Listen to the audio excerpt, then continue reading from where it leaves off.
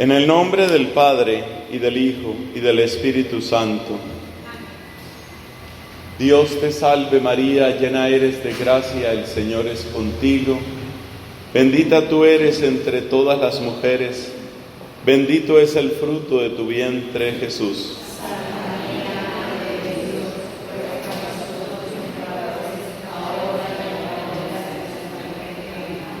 En el nombre del Padre, y del Hijo, y del Espíritu Santo. Amén. Hermanos queridos, esta es una breve predicación dirigida específicamente para servidores.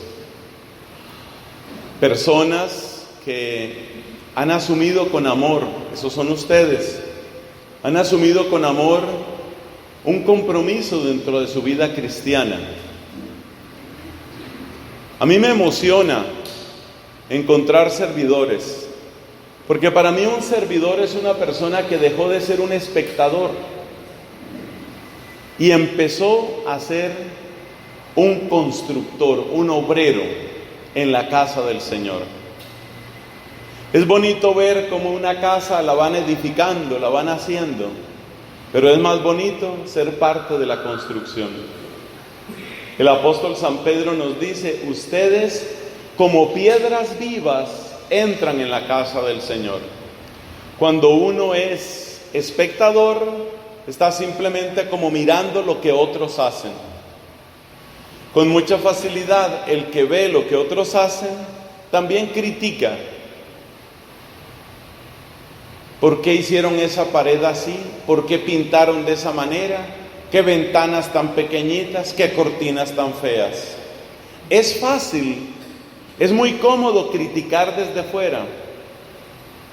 Pero cuando empezamos a ser piedras vivas, cuando empezamos a ser obreros de la casa del Señor, entonces también cambia nuestro lenguaje. Porque nos damos cuenta que no es sencillo. Y nos damos cuenta que muchas veces a uno se le acaba el impulso, uno se cansa, uno se desmotiva, uno se escandaliza, uno se encuentra con cosas que no sabía que tenía por dentro. Recordemos el itinerario del pueblo de Dios en el desierto. Es muy bonito leer ese pasaje y darnos cuenta cómo a medida que iban por el desierto, ellos iban descubriendo quién era Dios, pero también iban descubriendo quiénes eran ellos. Uno no se conoce, uno solamente se conoce en el camino del desierto. Uno solamente se conoce cuando deja de ser espectador y de verdad empieza a ayudar en la construcción. Ahí es cuando uno se conoce y ahí es donde le salen por dentro muchas cosas. ¿Qué fue lo primero grande que le sucedió al pueblo de Dios cuando iban en ese recorrido? Lo primero grande fue cruzar el Mar Rojo. Si usted mira Éxodo capítulo 15, usted encuentra el júbilo de estos israelitas que acaban de cruzar el Mar Rojo. Están jubilosos, entusiasmados, podríamos decir ebrios de alegría. Pero el entusiasmo y la ebriedad, aunque tienen un lugar en la vida, no son toda la vida. Esto, mis hermanos, no vale únicamente para la religión. Esto es lo mismo que sucede en una amistad, en un trabajo, en una persona que se va a vivir a otro país, en una persona que se casa con la persona amada. En todas las historias de nuestra humanidad, una y otra vez aparece lo mismo. Los seres humanos no somos constantes, sino que tenemos subidas, picos de entusiasmo y luego valles, incluso abismos de cansancio, de desolación, de incluso pereza espiritual. Por eso la pregunta fundamental dentro de esta enseñanza, la pregunta es solamente esta: ¿qué me mueve? Y por eso les he pedido que tengan esas libretas para escribir, Pon ahí en tu libreta, en los apuntes, pon esa pregunta y ponla grande. ¿Qué me mueve? ¿Qué me mueve en la viña del Señor? ¿Qué me mueve para trabajar por Él? ¿Qué es lo que me mueve? Esa pregunta es muy importante porque hoy, queridos amigos, vamos a darle una respuesta diferenciada. Es decir, vamos a hablar de 9 clases de motores. La palabra motor en castellano viene del latín y precisamente del verbo mover. Motor es el que mueve, motor es el que produce movimiento, ese es el motor. Y resulta que el ser humano no tiene un solo motor. Bueno, a ver, sí hay un solo motor. Ese único motor se llama el amor. Finalmente nos dice Santo Tomás de Aquino, lo que a uno le mueve siempre es el amor. Y es el amor el que hace que usted se ponga en camino, es el amor el que hace que usted se sacrifique, es el amor el que hace que usted aguante. Todo lo que dice 1 Corintios capítulo 13, todo lo que se dice sobre el amor. Realmente el motor es uno solo, es el amor. Pero ese único motor, esa única fuerza, alcanza al corazón humano de maneras muy distintas. Y por eso también podemos decir que aunque la fuerza es una sola y es la fuerza del amor, quizás sí es bueno hablar de que hay varios motores. Vamos a quedarnos con esa terminología. La fuerza es una sola, la fuerza del amor, pero los motores sí son varios, porque a usted lo pueden mover distintas cosas. He dicho que lo mismo que los israelitas, también nosotros pasamos por entusiasmo, nosotros pasamos por alegría, nosotros pasamos por optimismo, pasamos por muchas cosas. Hay distintas alturas, desde lo más alto hasta lo más bajo. Entonces lo que vamos a hacer en esta predicación es ver cuáles son esos altos y cuáles son esos bajos. Y vamos a preguntarnos qué nos está moviendo dentro de toda esa escala.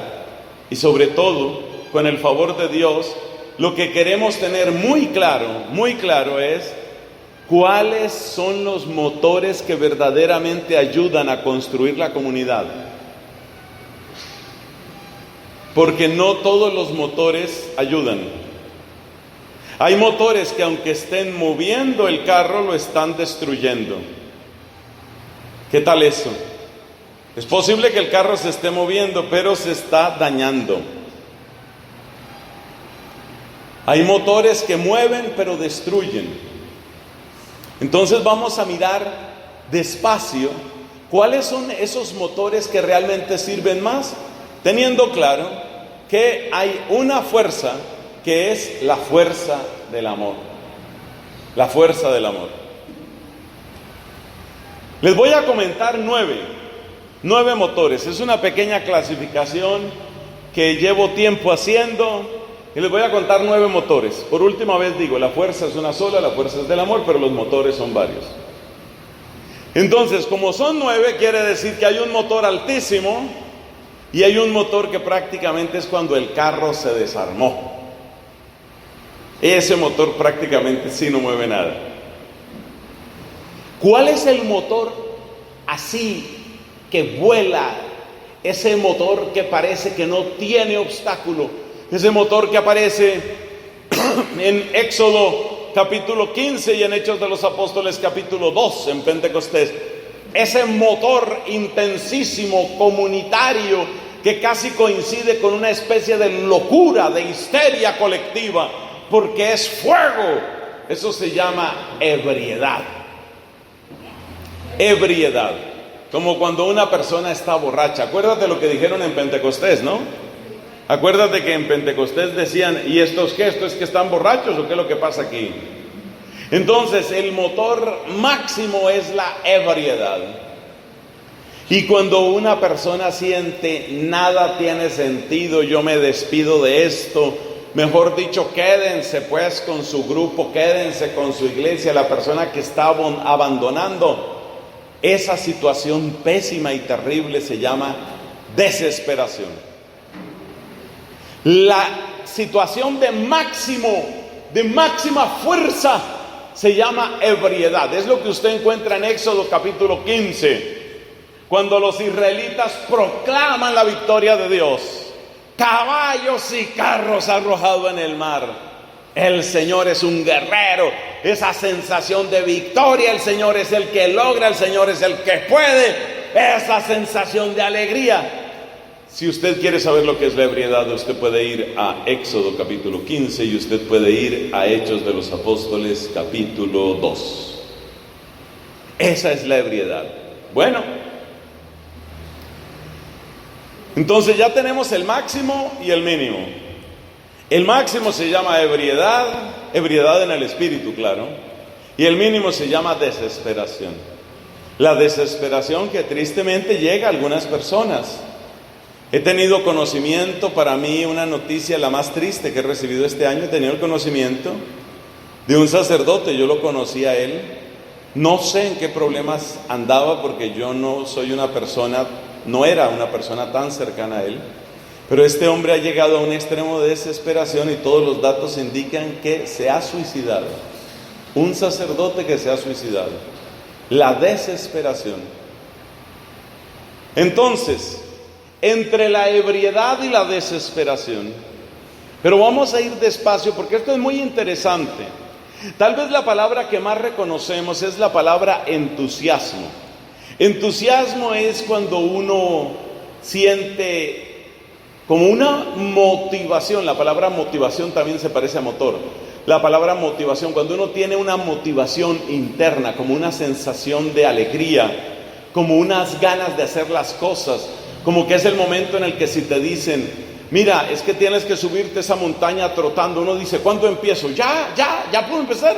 Es decir, la persona está entusiasmada. Pero como se nos va a desordenar la predicación si no les digo la lista completa, lo mejor que podemos hacer es que les diga la lista completa. Entonces, vamos a empezar de abajo para arriba.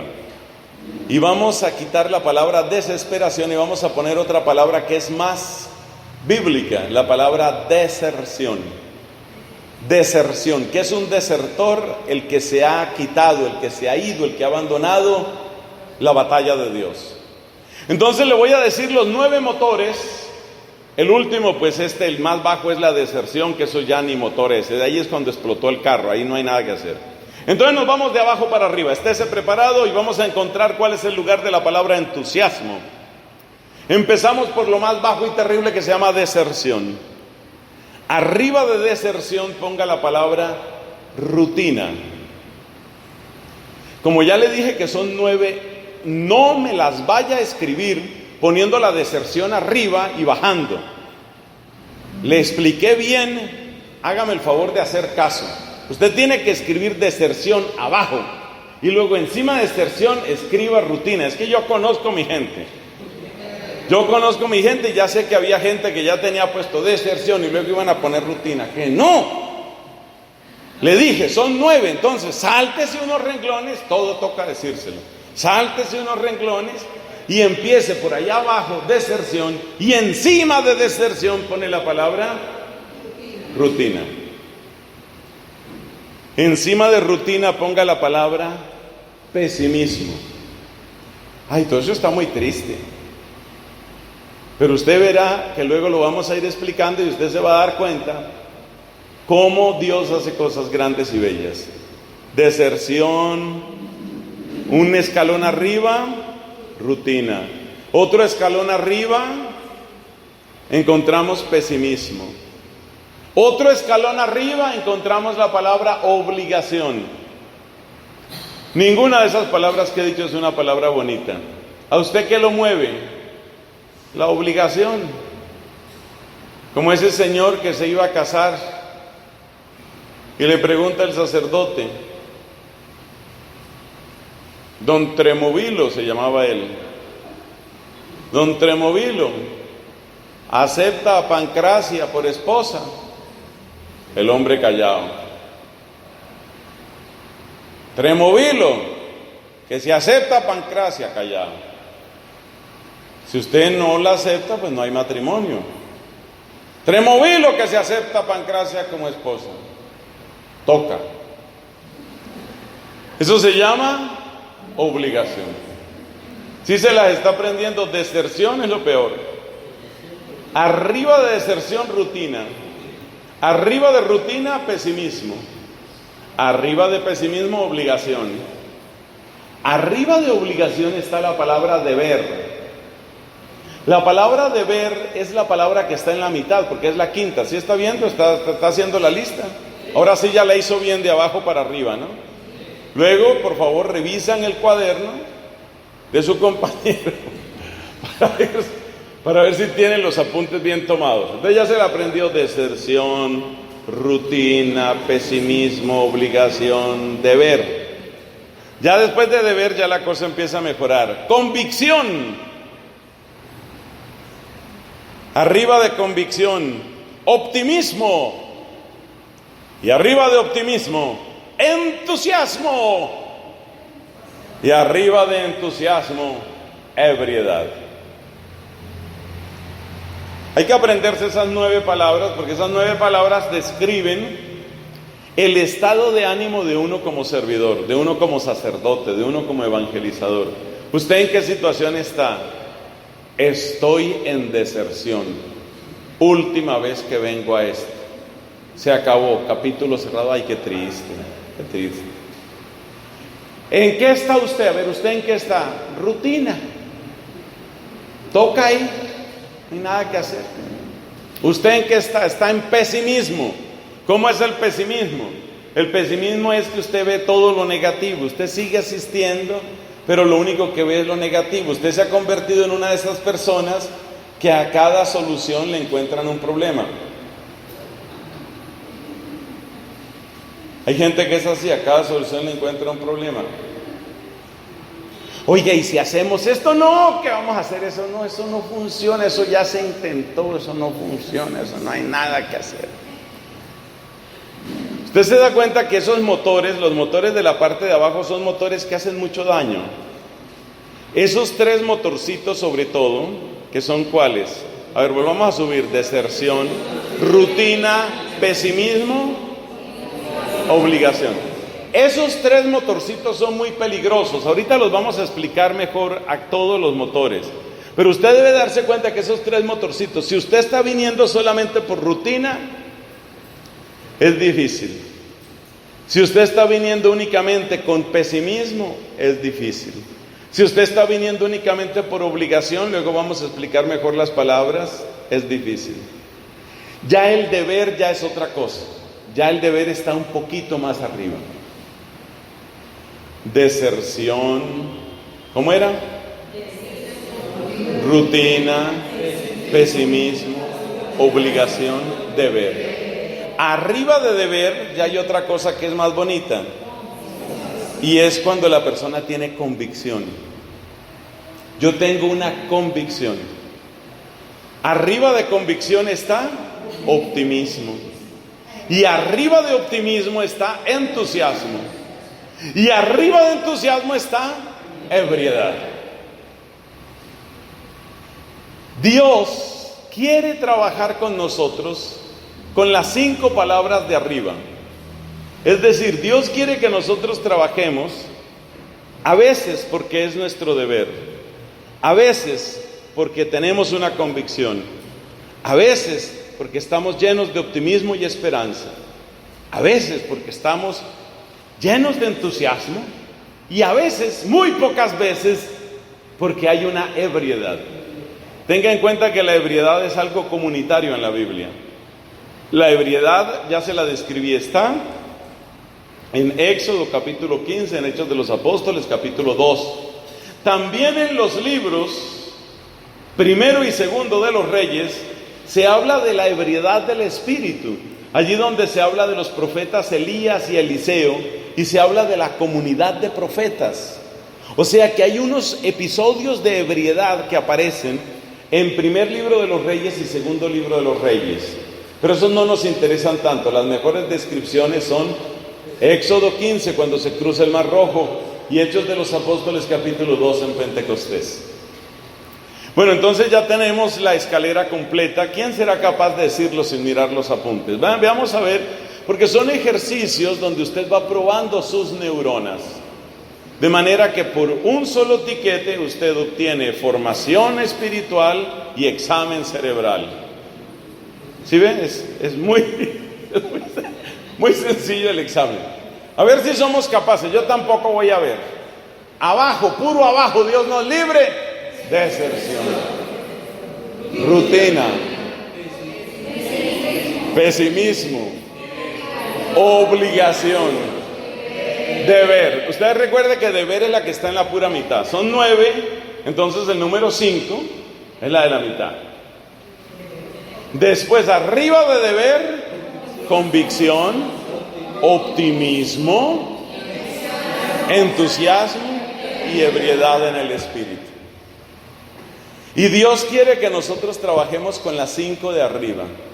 Dios no quiere que trabajemos ni por simple obligación, ni trabajemos con pesimismo, ni trabajemos por rutina, ni mucho menos que trabajemos solamente para llegar al momento en el que nos explotamos y decimos, mando todo para la porra. Eso no es lo que Dios quiere. Dios quiere que nosotros trabajemos con las 5 de arriba, que son deber, convicción, optimismo, entusiasmo y ebriedad. ¿También los santos han tenido esa clase de experiencias? Sí. Uno de los casos más hermosos de ebriedad en el espíritu le sucedió al santo fundador de la Compañía de Jesús, San Ignacio de Loyola. San Ignacio de Loyola, cuando tuvo su conversión, él quiso dedicar su vida a defender los lugares donde había vivido Cristo, es decir, irse a Tierra Santa y defender esos lugares. Sin embargo, después de meses de estar esperando que se pudiera completar su transporte para allá, él y sus compañeros no pudieron lograrlo. Orando, llegaron a la conclusión de que cambiaban su voto de entrega de su vida a Tierra Santa por la entrega de su voluntad y su vida al mandato del Papa. Y entonces buscan la aprobación de su regla y buscan la aprobación del Papa dentro de este proyecto que se llama la Compañía de Jesús. El día que reciben la aprobación del Papa, ese día ellos tuvieron un episodio de una alegría sobrenatural. Eran 4 o 5, no tengo la cifra precisa, o serían 6 o 7, no eran muchos más. Estos primeros, que son los pilares y los fundadores y la referencia de la Compañía de Jesús. Acuérdense que en toda comunidad religiosa siempre hay que mirar a los fundadores, porque luego a lo largo de los siglos uno se encuentra todo tipo de cosas. Lo mismo pasa con nosotros los dominicos. Usted tiene que mirar a Santo Domingo, usted tiene que mirar a San Jacinto de Polonia, Santo Tomás de Aquino, San Pedro Mártir, San Martín de Porres, Santa Catalina de Siena. Usted tiene que mirar a los santos porque a lo largo de los siglos ha habido mucho dominico mediocre. Seguramente muchos de nosotros hemos sido pecadores y hemos sido antitestimonio. Lo mismo pasa con los jesuitas. O sea, usted no se quede mirando solamente a los jesuitas que usted conoce, devuélvase a San Ignacio, es lo que le quiero decir. Bueno, el día que recibieron la aprobación, ese día tuvieron, esos fundadores que podemos llamar de la Compañía de Jesús, tuvieron una experiencia intensa. ¿Intensa de qué? Una experiencia intensa de ebriedad. Una alegría absolutamente desbordante. Esos casos se han dado. Otro santo que es famoso por la ebriedad, porque la vivió, la ebriedad espiritual, porque la vivió y porque la transmitía, es un santo, el santo más carismático del siglo XVI. Ese santo se llama Felipe, San Felipe Neri. En Roma, donde a duras penas brilla el Papa, decía un sacerdote amigo, en Roma, donde hay tantas historias de santidad, de heroísmo, de sabiduría, Felipe Neri en el siglo XVI brilla. Él no era obispo, él no era papa, él era un sacerdote, él era un presbítero. Pero su predicación tenía un encanto, tenía una fuerza, y él creó grupos de oración. Él los llamaba oratorios. Es uno de los precursores de la renovación carismática en el siglo XVI.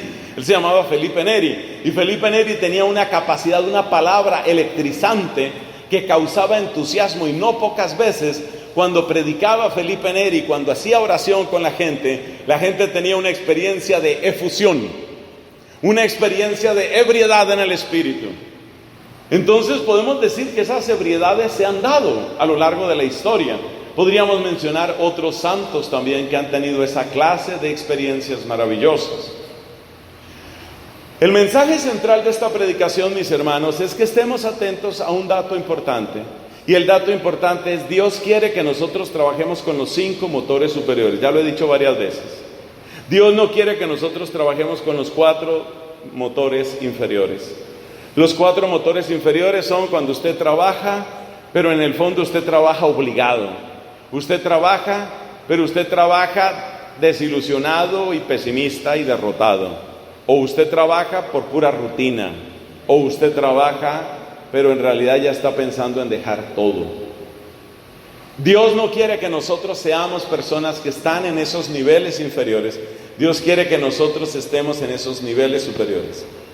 Bueno, yo creo que ya la idea se entiende. Ahora vamos a explicar un poquito cada uno de estos motores y vamos a ver cuál es el mecanismo, cuál es la manera como funciona cada uno de estos motores.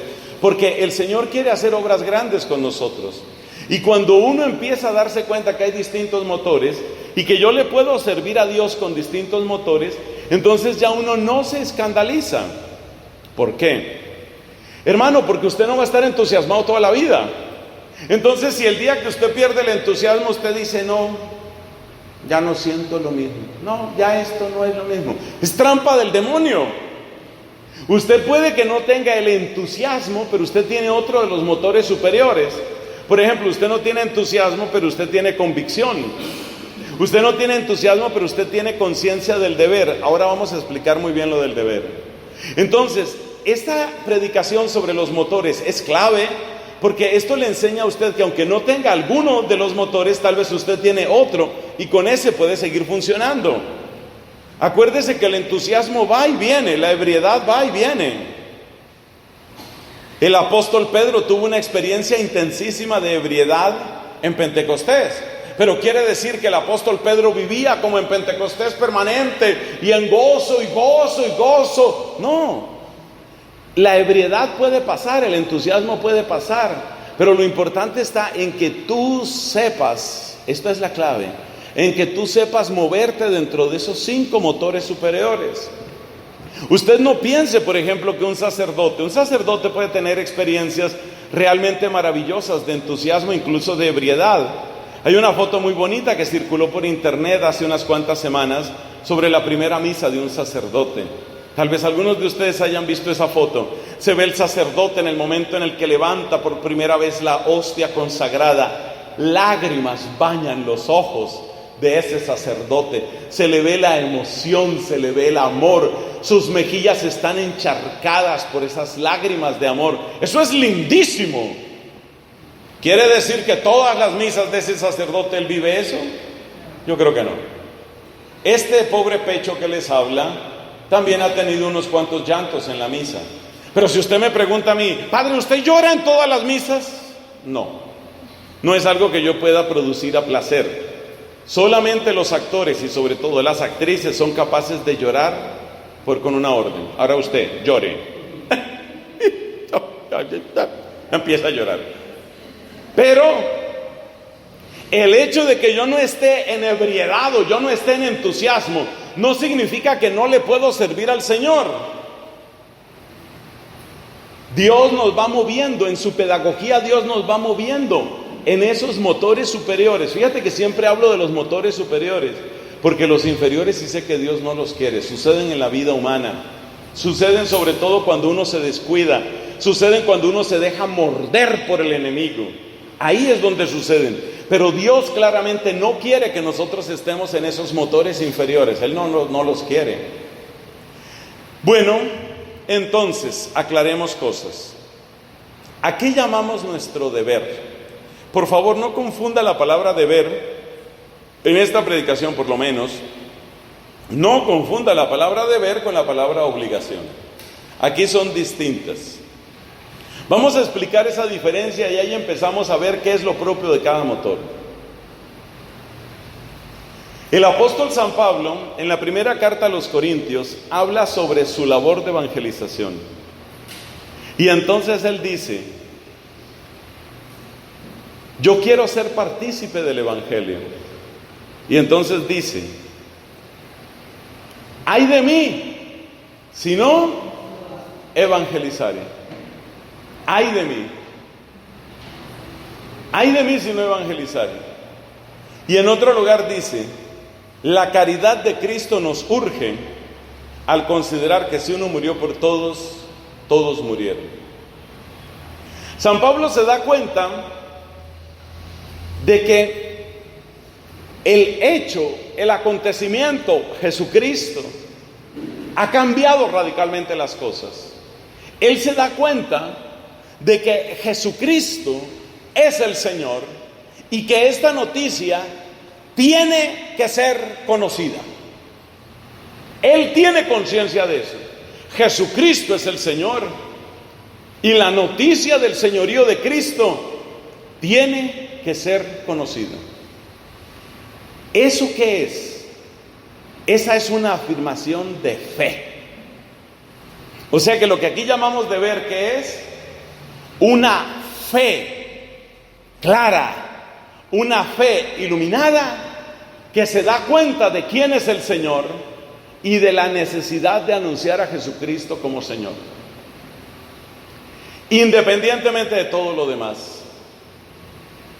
Es decir, que cuando nosotros hablamos aquí del deber, lo que estamos hablando es de una profesión de fe. Una profesión de fe. De lo que estamos hablando es de esa certeza que solamente da la fe. Una certeza que no me abandona, incluso si yo mismo estoy en pecado. No me abandona. Voy a tratar de dar un par de ejemplos para que comprendamos lo que quiere decir esto del deber, el motor del deber. Piense usted en una persona que tiene que hacer una predicación. Ese es un buen ejemplo. Tiene que hacer una predicación. Y tiene que hacer una predicación porque le pidieron que hablara sobre el tema de la murmuración. El Papa Francisco insiste mucho en el daño. Nos ha hablado muy claramente este Papa sobre el daño que causan los chismes y la murmuración en las comunidades.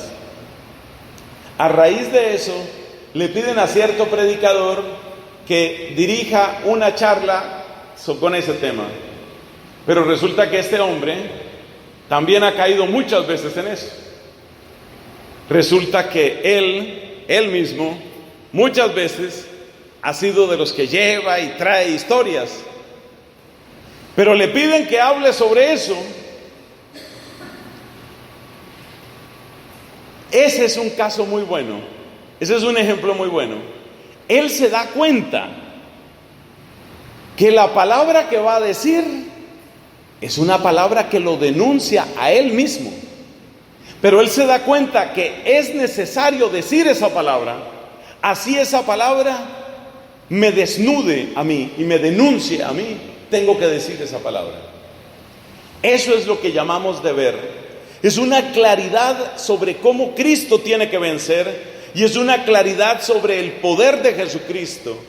Incluso si yo no tengo ganas, incluso si no me siento enamorado del Señor en ese momento, incluso si no tengo gran alegría. Eso es lo que llamamos el deber. El deber aquí, ¿qué es? El deber es un fruto de la fe que me empuja interiormente a proclamar el señorío de Jesucristo, más allá de mi propia situación moral, emocional o espiritual. Eso es el deber. Y esto le sucede a uno muchas veces, muchas veces. A veces uno tiene que decir o dar testimonio sobre cosas que uno mismo no ha vivido como tal vez quisiera haberlas vivido. Pero uno no se debe callar. ¿Qué tal que yo dijera, no voy a hablar de la murmuración, porque como yo he murmurado, entonces yo no voy a hablar de la murmuración? Haríamos daño. El Papa San Gregorio Magno habla sobre esta sensación, sobre esta situación interior. Y él dice, por amor a Cristo no me callo, y por amor a Cristo ni yo mismo me perdono. Es decir, él sabe que su palabra lo está denunciando a él, pero no se calla, no se calla. Algo parecido sucede con los ministerios de música. Usted ve que en un ministerio de música hay que cantar muchas alabanzas. Así sucede en el contexto de la renovación carismática. Tal vez usted no todos los días está para alabar y bendecir. Tal vez usted tiene un día en el que usted quisiera más bien cantos un poco más nostálgicos o más penitenciales, cantos para pedirle perdón al Señor. O tal vez usted lo que necesita pedirle a Dios es sobre todo que le consuele. Usted quiere pedirle a Dios: consuélame con tu auxilio. Pero hay un deber en la comunidad, es necesario una alabanza, y usted se sobrepone porque usted se da cuenta de la necesidad de la comunidad, y usted se da cuenta de que Cristo es Señor, y usted se da cuenta que usted no puede imponer su mundo interior a todo el mundo. Eso es lo que llamamos deber. Resumen: el motor del deber, ¿en qué consiste? Es un fruto de la acción de la fe que hace que yo me posponga por proclamar el señorío de Cristo. Los ejemplos creo que nos ayudan a entender qué es lo que queremos decir. Eso es lo que nosotros hablamos aquí como deber. Y entonces, ¿qué es la obligación? La obligación es la manera de actuar que uno toma por no defraudar a las personas o a los compromisos que ha adquirido. Fíjate que el deber es algo que uno vive de cara a Dios. En cambio, la obligación es algo que uno vive de cara a la gente. Una vez me tocó predicar en una misión, había un gran congreso y éramos varios sacerdotes. Y en particular uno de ellos era conocido por su entusiasmo y por sus chistes, una persona sumamente agradable. Entonces este hombre, que estaba pasando por una crisis muy seria, él sale al escenario, y tengo que utilizar esa palabra de la farándula, él sale al escenario a complacer a un público, no quedarle mal a la gente. Te repito, el deber es algo que vivimos ante Dios. Yo sé que Él es el Señor, y aunque en este momento mi corazón reclamaría solamente humillación y súplica de perdón, yo sé que Él merece toda alabanza. Yo sé que Dios no se merece que siga el pecado de murmuración, así yo sea un murmurador. O sea que el deber, el motor del deber, es un motor que vivimos ante Dios y por la fe. En cambio, el motor de la obligación, que es uno de los motores de abajo, el motor de la obligación es simplemente ante la gente, por el compromiso adquirido, por la expectativa de las personas, por responder a una imagen. Yo creo que se entiende la diferencia. Deber es ante Dios y tiene como propósito proclamar que Él es el Señor, más allá de como yo esté. Mientras que la obligación, ¿qué es? La obligación es ante la gente, por no defraudar a mi público. Por eso yo le tengo un poquito de temor a esos predicadores o a esos sacerdotes que son Mr. Optimismo. Todo te va a salir bien, el Señor va a estar contigo, el Señor te va a bendecir, adelante, ánimo, ánimo, ánimo, no va a fallar esta vez, tú verás que todo saldrá bien. Si un sacerdote entra en ese camino, está entrando en una trampa, porque tarde o temprano él se va a encontrar en la situación de que lo que tiene no es el rebaño de Cristo, lo que tiene es un grupo de seguidores, lo que tiene es un público, lo que tiene es una fanaticada. Y usted sabe qué es lo que le sucede a los fanáticos. Ellos tienen sus propios deseos, y complacer a los fanáticos es entrar a agradar a esas personas. Cuando yo era joven, hace ya unos cuantos años, un cantante muy famoso, por ahí anda todavía, ya está muy mayor obviamente, se llamaba Perales. ¿Cómo era este? ¿José Luis era? José Luis Perales. Veo que hay gente mayor también aquí, qué bien, no estoy solo. José Luis Perales, un cantante con una gran cantidad de poesía en sus letras, usted lo puede buscar en YouTube, bueno, Impresionante el hombre. Y en mi época José Luis Perales era de lo que más brillaba. Resulta que una canción de José Luis Perales decía: ¿y cómo es él? ¿En qué lugar se enamoró de ti? Se la saben. Bueno, resulta que cuando José Luis Perales hizo una gira por Colombia, tuvo que cantar como 38 veces: ¿y cómo es él? ¿En qué lugar se enamoró de ti? Pregúntale. Bueno, ahí sigue diciendo cosas, ¿no? Es decir, él tiene que llegar a complacer ¿a qué? Al público. Cuando nosotros como evangelizadores tenemos un público, tenemos un auditorio, tenemos una fanaticada, tenemos unos seguidores, entramos en la lógica de la obligación. Por eso esos sacerdotes motivacionales están en un peligro terrible para su vocación. Porque el sacerdote motivacional en realidad lo que está criando es ¿qué? Un público, un auditorio, una fanaticada. Y eso es un desastre. ¿Por qué? Porque entonces él, el día que ya no quiere cantar más, y como es él, no importa un rábano como sea o no sea, ya no quiero cantar más esto, no quiero cantar. Y yo veía al pobre José Luis Perales tratando de cantar otras cosas y la gente, ¿y cómo es él? ¿Y cómo es él? Hasta que otra vez la orquesta, ¿y cómo es él? Y te toca ponerle el sentimiento y ya te sabe a cacho, como decimos, la tal cancioncita, pero te toca cantarla porque no hay nada que hacer.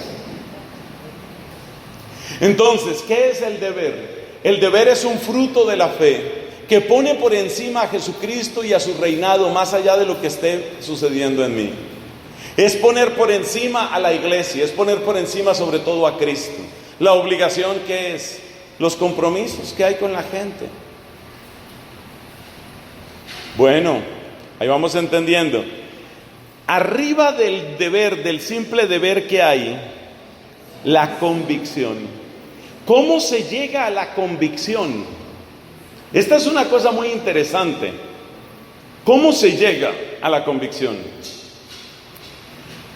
Mi conclusión, otra persona puede tener otra conclusión, pero mi conclusión es esta.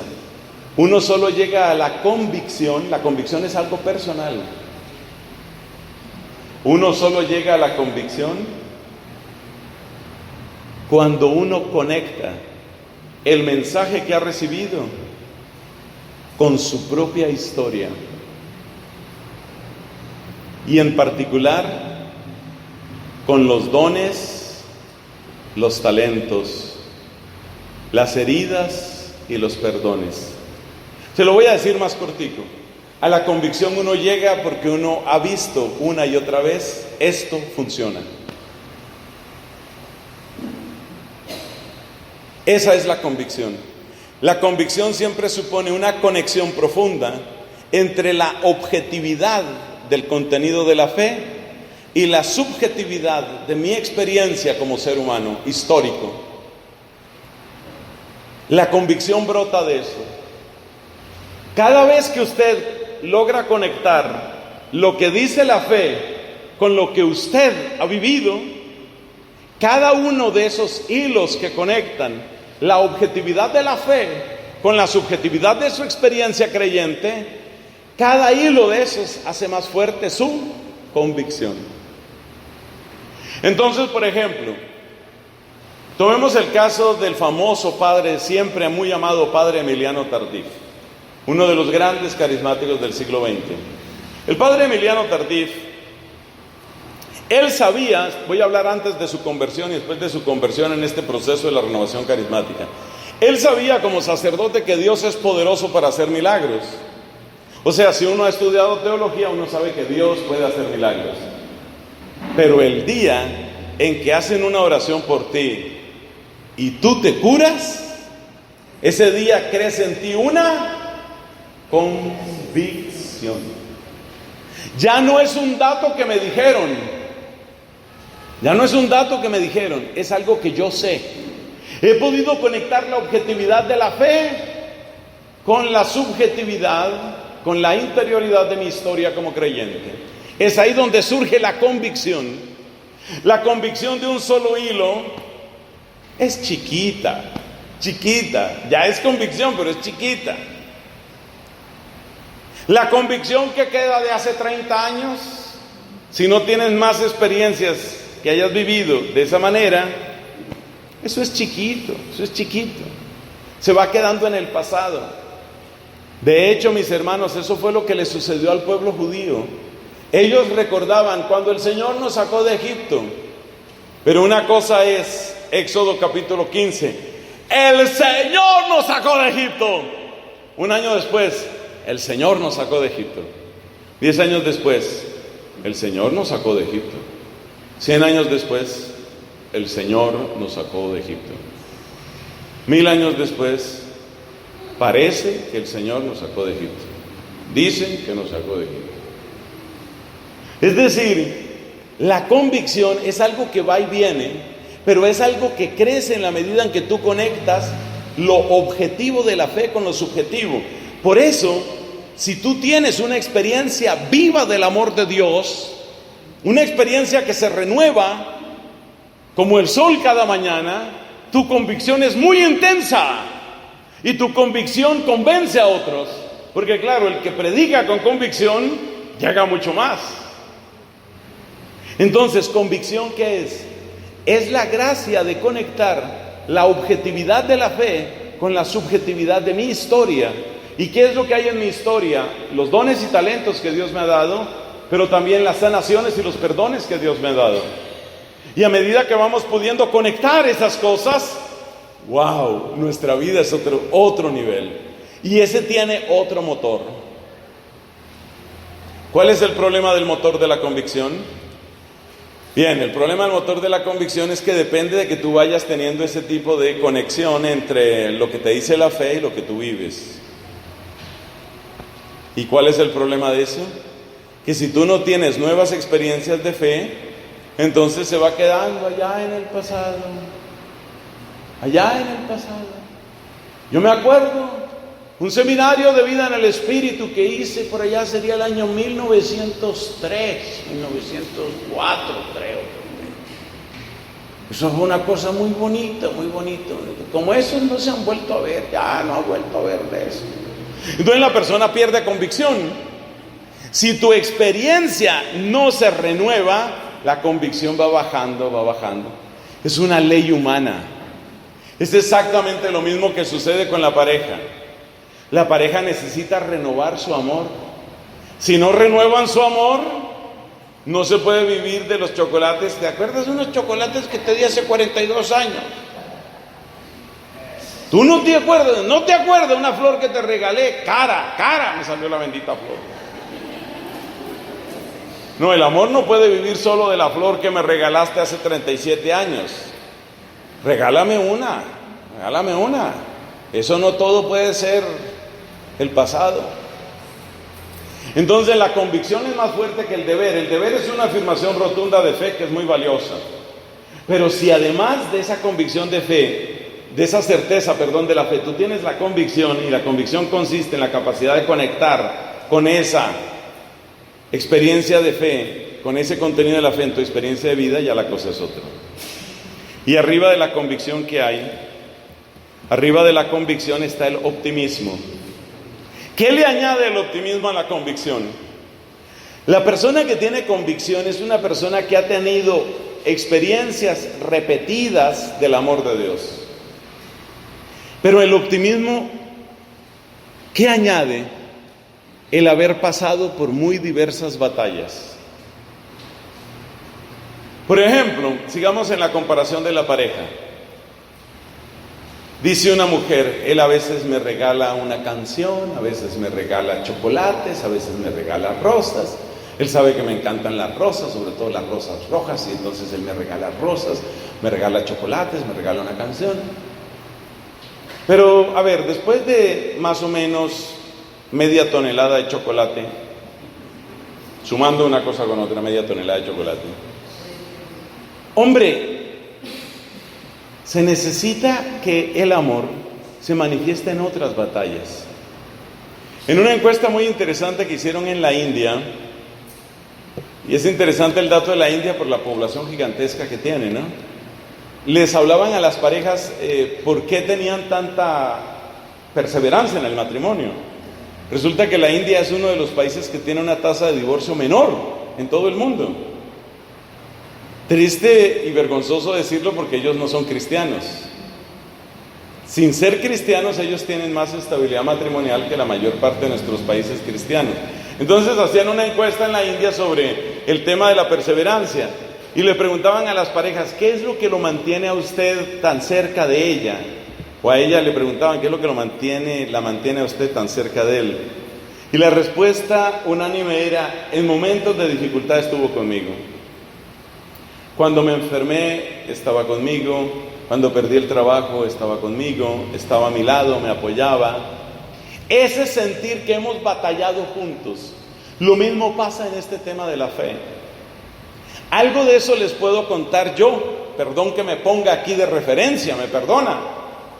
Pero imagínense que yo he tenido ocasión de predicar en Japón, en Taiwán, en Canadá, en Argentina, en Portugal, en Italia, en Irlanda. Cuando uno ha tenido tantas batallas distintas y uno ha visto al Señor glorificarse en tantos lugares, lo que usted siente es, a Él no le queda grande nada. Al Señor nada le queda grande. Él vence en todas las batallas. Eso produce optimismo. Entonces la persona que tiene convicción es porque ha podido conectar el contenido objetivo de la fe con su experiencia subjetiva. Pero el optimismo añade otra cosa. El optimismo ¿qué es que yo he estado en muchas batallas.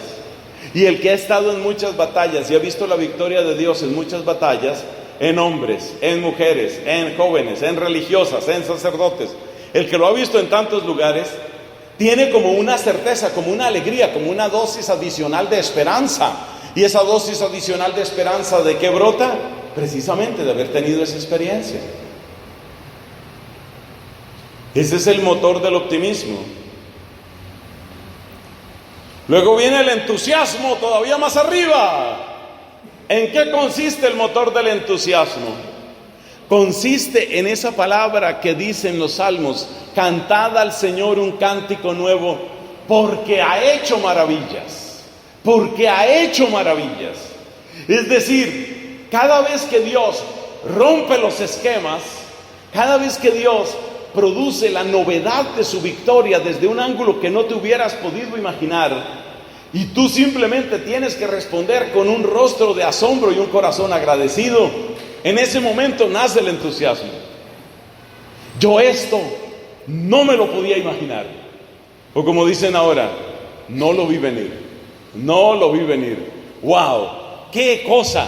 ¿Cómo es posible esto? Yo no sabía que esto podía suceder. Eso es lo que produce entusiasmo. La ruptura de toda experiencia, incluso de lo que tú hubieras podido extrapolar. Eso es absolutamente maravilloso.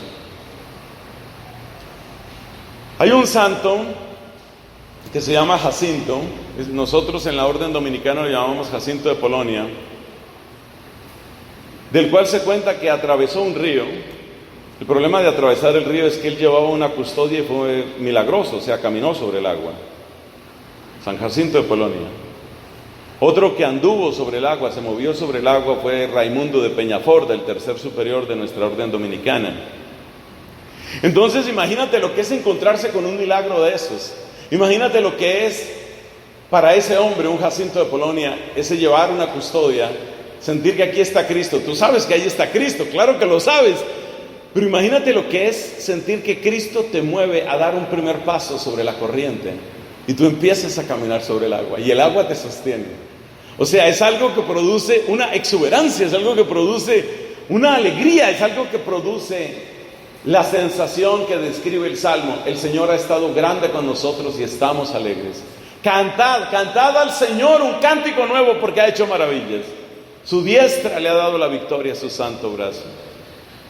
Esa sensación, eso es lo que trae el entusiasmo. Cada vez que Dios te rompe los esquemas, cada vez que Dios hace algo que tú dices: esto está más allá de lo que yo hubiera podido esperar, esto no me lo esperaba yo. En ese momento hay algo maravilloso. Hay varios santos franciscanos que han tenido, por ejemplo, experiencias de levitación. Entonces tú imagínate que tú tienes la idea de que hay un cierto santo, un cierto religioso, y tú dices, es un santo.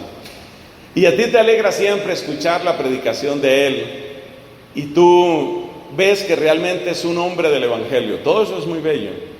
Pero imagínate que un día estás en misa con este fraile franciscano, y el hombre levanta la Santa Eucaristía, queda absolutamente arrobado y empieza a elevarse.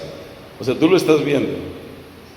O sea, tú lo estás viendo. Tú estás viendo cómo se levanta sobre el suelo. Lo que cuentan de algunos franciscanos, es la comunidad en donde más se ha oído ese tipo de milagro. Lo que cuentan de algunos franciscanos es absolutamente maravilloso. Uno no puede imaginarse que algo así le suceda a uno, o sea, que tú estés en misa y que de repente eso le suceda al Padre. Tú no puedes imaginarte eso, y tú dices, y yo estaba ahí, es que yo lo vi. Ese tipo de experiencia, eso es lo que produce esto que llamamos entusiasmo. La palabra entusiasmo tiene un origen muy bonito. La palabra entusiasmo viene del griego entheos, que significa Dios adentro. Es como sentir que Dios está adentro de una experiencia, de una persona. Todos quisiéramos vivir en el entusiasmo. Precisamente cuando ha habido poderosas efusiones del Espíritu, muchas veces muchas personas experimentan entusiasmo. Y arriba del entusiasmo, San Martín de Porres es otro que también fue visto levitando. Y todavía hay algo más grande que el entusiasmo, porque el entusiasmo básicamente es algo que le acontece a una persona, pero la ebriedad es una experiencia colectiva, como si hubiera un derramamiento de santidad, como si de repente se abriera el cielo y se hiciera presente en la tierra. Es la única manera de describir lo que es la ebriedad. Ebriedad es Pentecostés, ebriedad fue lo que vivió San Ignacio el día de la aprobación de su regla, ebriedad es lo que han encontrado tantos, y siempre es una experiencia comunitaria. Entonces, ¿en qué motores quiere Dios que nos movamos? En el deber, la convicción, el optimismo, el entusiasmo y la ebriedad. Si usted ha tenido alguna experiencia de ebriedad o que se le parezca, realmente es una persona muy bendecida.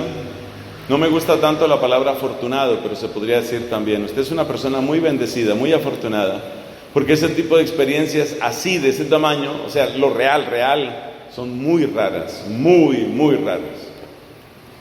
Pero Dios quiere que nos movamos en esos motores. Dios quiere que crezcamos. A veces nos movemos por convicción, por optimismo, por entusiasmo, por deber. Hay que saber moverse en esos motores y nunca desfallecer. Terminemos brevemente explicando los motores de abajo, ya no nos falta mucho. Ya explicábamos lo de la obligación. ¿Qué es lo de la obligación? La obligación es cuando usted siente un compromiso con las personas.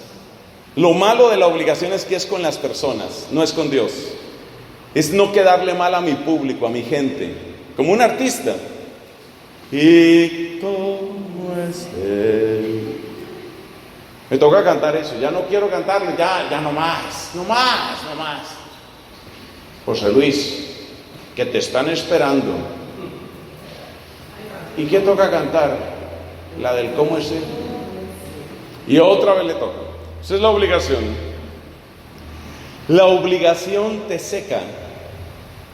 La obligación te marchita.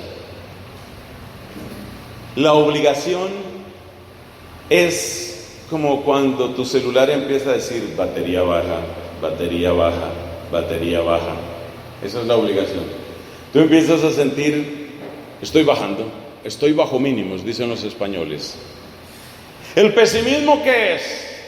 El pesimismo es una enfermedad de la mente causada fundamentalmente por el ataque sostenido del enemigo, al cual no se le ha hecho frente de manera adecuada.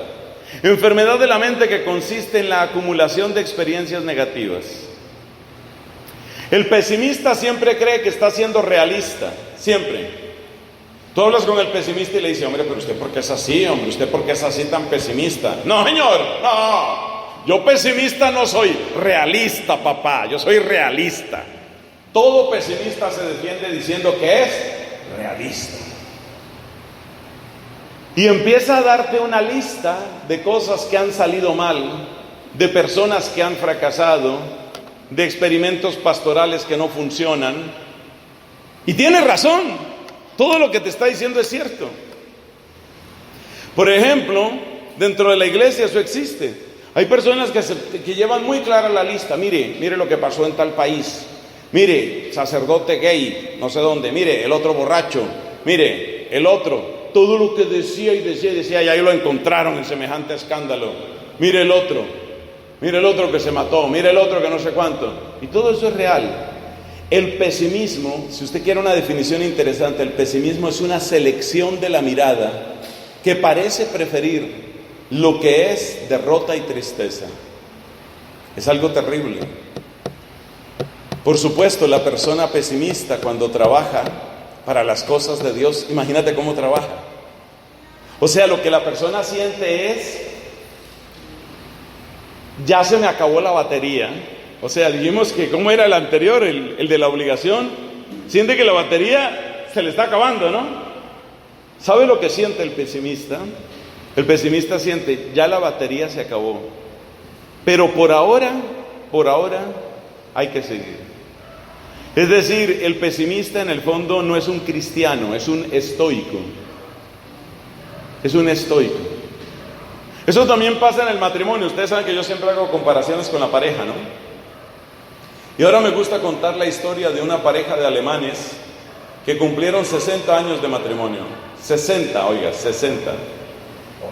Entonces fueron los medios de comunicación a hacer un programa especial, porque 60 años de matrimonio no cumple cualquiera. Y había una periodista que les estaba haciendo las preguntas, pero había algo raro en el ambiente. Algo raro porque, no sé, tú esperas que sea como una fecha feliz. Y no parecía muy feliz la gente que estaba ahí. Sobre todo, esta parejita no se veía muy feliz. Entonces la periodista pues a toda costa quería hacer su nota periodística para la televisión y preguntaba y una cosa y otra y como que nada funcionaba. Finalmente el hombre de los 60 años de matrimonio le dice a la periodista: mire, le voy a explicar una cosa, señorita. Nosotros no estamos bien, la verdad es que nosotros no estamos bien y hace mucho rato que no estamos bien. Pero un día yo hice mis cuentas y dije, no le voy a dar el gusto de morirme primero. Ella hizo las mismas cuentas, entonces por eso llevaban 60 años. O sea, usted imagínese lo que era ese matrimonio. Un matrimonio que consiste en que no me voy a dejar morir. Sobrevivir. Estaban simplemente sobreviviendo. El pesimismo es una cosa que carcome el alma. Y tristemente hay personas que están en eso. Todavía más abajo está una cosa que llamamos aquí rutina. ¿La rutina qué es? La rutina es de la manera de comportarse del que ya mudó su corazón, ya lo sacó. Ya su corazón está en otra cosa, ya su corazón está en otra parte. Pero por ahora me toca seguir aquí. Hubo un caso muy triste de un sacerdote gay que trabajaba en la Congregación para la Doctrina de la Fe. Este hombre llevaba una vida doble. Imagínate, él trabajando en la Congregación para la Doctrina de la Fe en el Vaticano tenía que trabajar muchos documentos, muchos de los cuales tienen que ver con la sexualidad humana. Y él trabajando en eso no creía nada de eso, porque él mismo estaba llevando una vida doble y tenía su pareja hombre. Finalmente se reventó, ese es el último paso, la deserción. Finalmente se reventó y dijo, no, lo que siempre dicen, la iglesia tendrá que cambiar, cambien todo para que sea como yo quiero. Entonces lo que quiero llamarte la atención es cómo fue el infierno de ese tipo, trabajando en una cosa en la que ya no cree, su corazón estaba afuera. El pesimista siente que se está quemando, el que ya está simplemente en la rutina, ese ya mudó el corazón, ya su proyecto es otro, ya su vida es otra. Hay que pedirle mucho a Dios que nos libre de eso, sobre todo a quienes estamos en la evangelización, en la misión, en los sacerdotes, hay que orar mucho, porque estos casos yo los he conocido. Precisamente en el servicio a mis hermanos sacerdotes yo he conocido esto. Sacerdotes que ya tienen el corazón en otra cosa, en una empresa, en un trabajo, en un arriendo, en un dinero, en un amor. Ya están afuera, ya su corazón está afuera. Pero por ahora me toca seguir con esto. Eso es lo que aquí llamamos rutina. Hay un sentido positivo de la palabra rutina que tiene que ver con los hábitos que uno cultiva. Pero aquí no hablamos de esa clase de rutina. Aquí hablamos de la rutina que es simplemente aguantar, pero ya con el corazón afuera. Finalmente eso acaba mal. ¿Y cómo acaba mal? La palabra es deserción. Entonces tú te das cuenta, ahora que hemos explicado estas palabras, tú te das cuenta que la deserción, la rutina, el pesimismo, la obligación, en realidad no son motores. En realidad estás destruyendo tu corazón. ¿Dónde empieza uno a salvarse? En los 5 motores de arriba. Renovar la fe, renovar la esperanza, renovar la oración, renovar el amor. Ahí es donde uno empieza a moverse. Y termino esta reflexión, queridos hermanos, con un comentario muy sencillo. Y ese comentario es: no se te olvide, no tienes que estar siempre en euforia y ebriedad. No tienes que estar siempre. No tienes que estar siempre en la cumbre del entusiasmo. Aprende con sabiduría a moverte en los 5 motores de arriba. Y tú vas a ser un buen servidor del Señor. Gloria al Padre, al Hijo y al Espíritu Santo.